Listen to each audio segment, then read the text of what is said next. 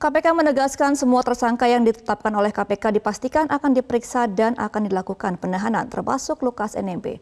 Mengenai barang bukti suap proyek di Papua, KPK akan menelusurinya termasuk dugaan uang Lukas yang disimpan di Singapura. Untuk membahasnya, kami telah terhubung dengan pakar tindak pidana pencucian uang dan juga Ketua Pansel KPK periode 2019 dan juga 2023, Yenti Garnasih. Selamat siang, Bu Yenti. Selamat siang, Mbak Gema. Salam sehat selalu. Salam sehat selalu. Bu Yenti, benarkah KPK kurang bukti termasuk soal aset dan uang hasil suap Lukas NMB? Padahal kemarin KPK sudah menahan penyuap Lukas NMB yaitu Rijantono Laka. Iya, baik. KPK sekarang kan sudah, ini kan proyek multi years ya, itu kalau nggak salah itu kan mulai 2021 ada beberapa proyek minimal yang saya ingat itu ada Jalan Entrop, ada PAUD, ada Auri ya 14 miliar, kemudian 13 miliar, 12 miliar dan sebagainya lah. Itu kemudian ada korupsinya itu Direktur J itu menjanjikan fee 14% dan kemudian menerima suap agar PT-nya mendapatkan proyek tersebut. Padahal PT itu juga PT yang tidak layak lah untuk mendapatkan. Ini biasa dilakukan seperti inilah korupsinya. Dalam artian adalah menerima suap. Yang bersangkutan menerima suap berdasarkan apa yang saya baca di media. Nah, artinya apa? KPK sudah ada sangkaan menerima suap pasal 5 atau berapalah nanti ya.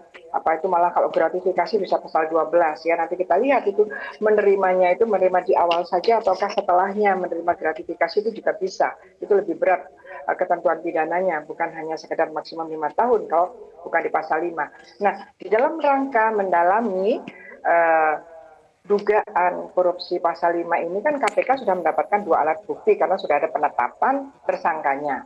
Nah di sini kan dalam undang-undang korupsi kan ditelusuri tentang menanyakan tentang harta kekayaan tersangka dan keluarganya. Sebetulnya dalam hal seperti ini langsung aja KPK langsung mentersangkakan TPPU-nya pasti ada.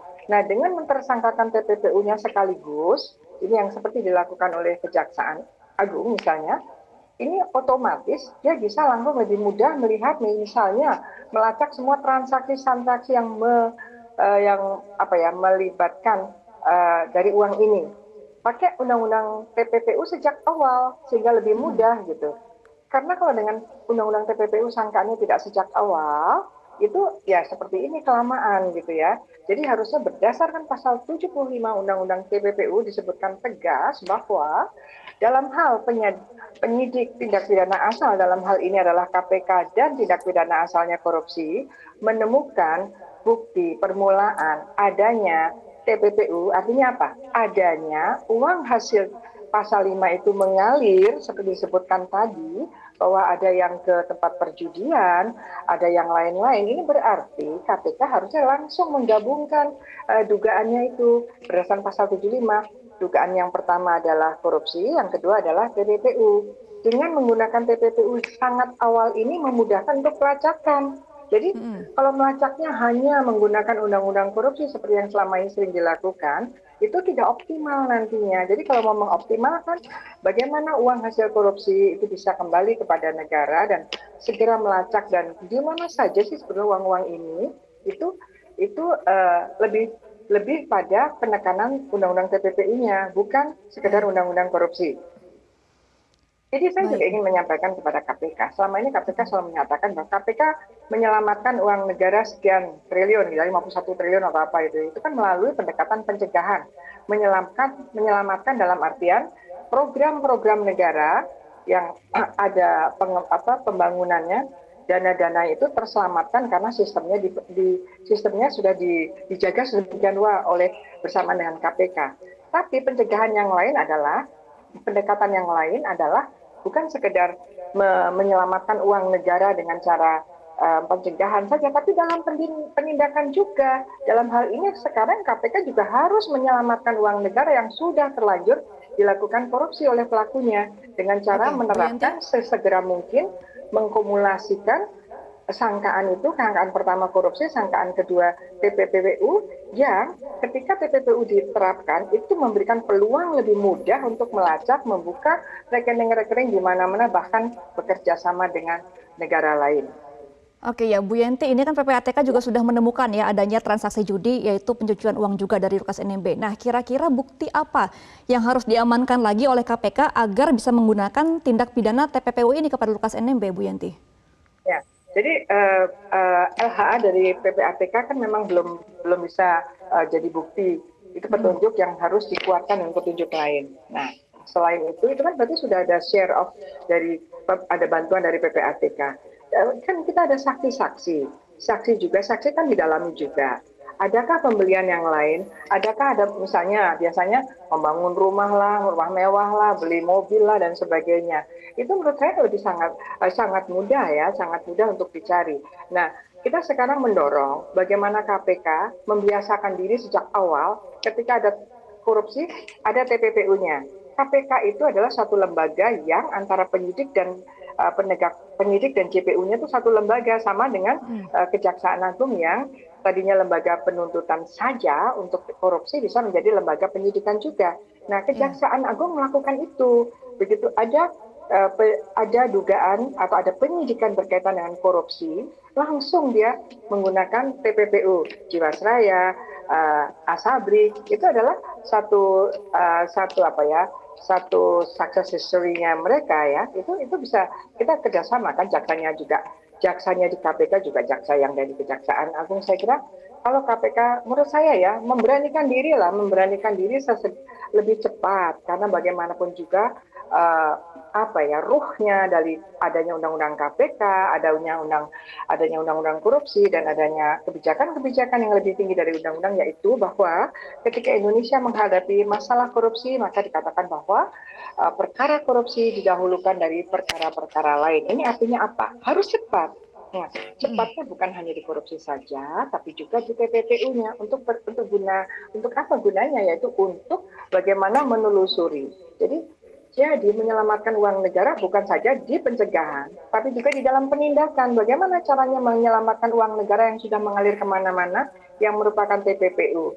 Nah, ini saya kira bukan hal yang susah lah ya, bukan hal yang susah, tapi sesegera mungkin, karena ini korupsi dan TPPU, maka ya mestinya harus segera ditahan gitu kan. Karena kalau tidak ditahan, ini ada potensi juga penghilangan uang hasil kejahatan itu ya bisa dilakukan lebih membahayakan lah. Jadi ini juga sebagai pencegahan agar tidak dilakukan oleh yang bersangkutan untuk mengalihkan uang-uang hasil kejahatan ke tempat lain atau lebih menyembunyikan lagi. Nah, kata kunci menyembunyikan adalah menyembunyikan hasil kejahatan korupsi, dalam hal ini adalah TPPU. Kalau mencari hasil kejahatan, mencari kemana saja aliran hasil kejahatan korupsi ini, artinya KPK masuk kepada ranah TPPU. Nah, untuk itu segala diterapkan. Itu saya kira secara teknis sangat mudah dilakukan. Tinggal masalahnya kemauannya ada tidak, kemampuannya ada tidak, itu saja. Iya, Bu Yanti, kira-kira apa langkah tegas yang harus dilakukan oleh pihak KPK? Karena kita kan tahu Lukas NMB ini mangkir karena alasannya sakit, sedangkan kemarin diketahui Lukas NMB baru saja meresmikan beberapa gedung di Papua. Kira-kira langkah tegas apa yang harus dilakukan oleh pihak KPK agar dapat langsung menahan dari Lukas NMB ini? Dipanggil 3 kali kan sebetulnya penangkapan juga kan bisa, ya kan, pada waktu apalagi habis meresmikan dan sebagainya. Nah, KPK ini kan sekarang dipertaruhkan sikapnya yang tegas dan sikapnya yang tidak berbeda ya, sikapnya yang harus sama lah ya. Bagaimana kita ingat waktu Setia Novanto ya, seperti itu aja bisa.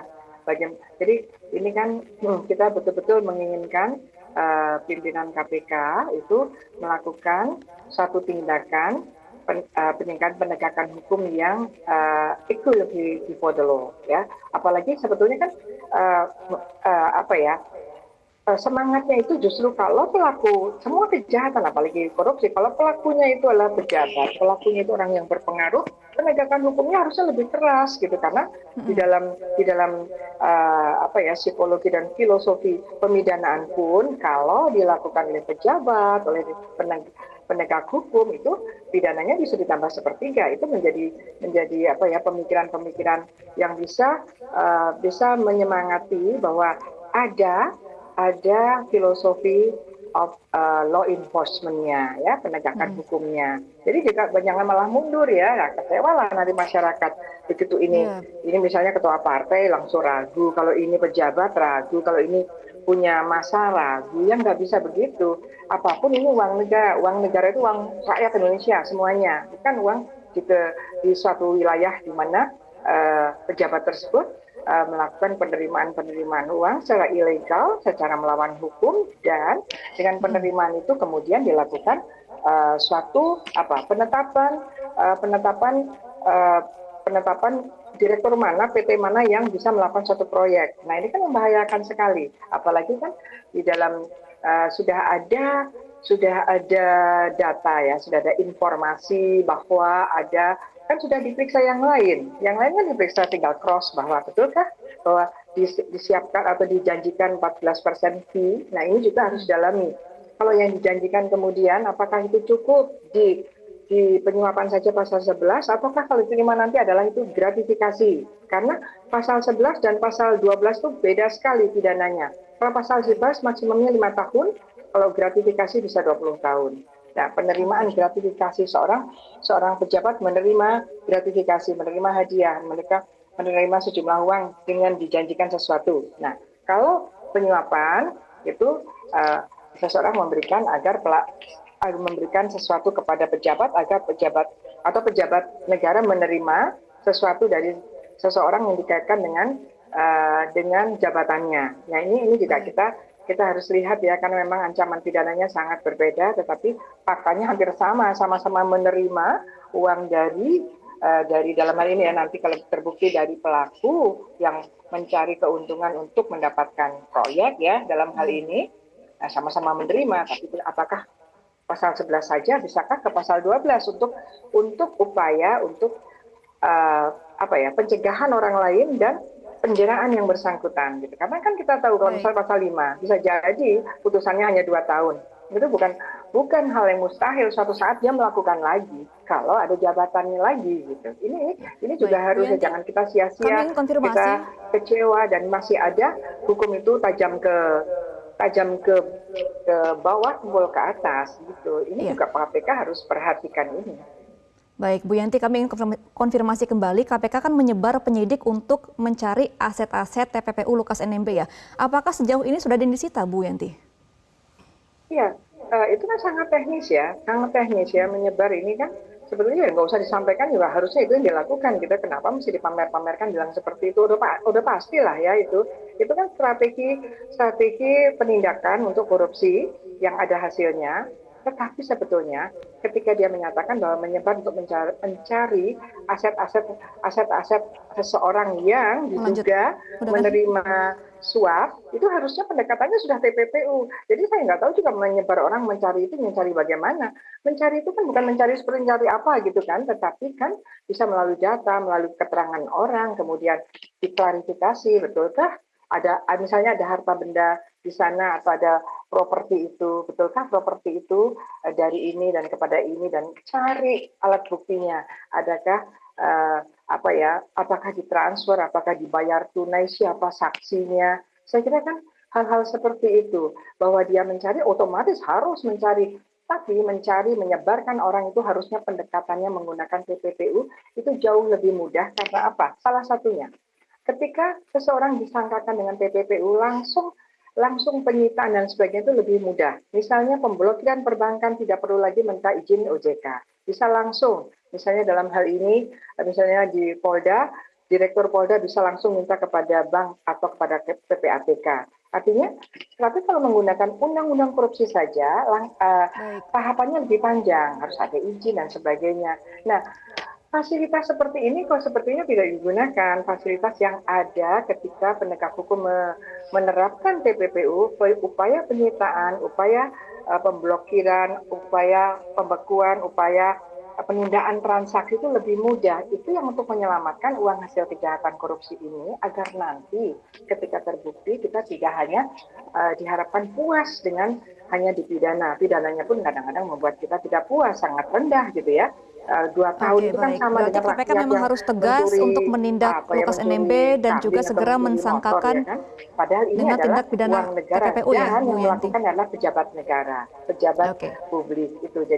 Jadi harus menggunakan TPPU sejak awal. Untuk dipahami juga bahwa dengan menerapkan TPPU bukan sekedar mencari uang lebih mencari uang hasil Baik. kejahatan atau properti hasil kejahatan, tetapi dengan menerapkan Undang-Undang TPPU Baik. diberikan sarana-sarana lebih Oke, baik besar, Bu Yanti. Berarti lebih bagus KPK memang untuk rakyat. harus tegas dan juga Ya, segera mensangkakan Lukas NMB dengan TPPU bisa. agar dapat Yang langsung diproses. penangkapan Terima sekalian kan. kasih Bu Yanti Garnasi selaku pakar TPPU dan juga Ketua Pansel KPK 2019-2023. Selamat kembali beraktivitas Bu Yanti.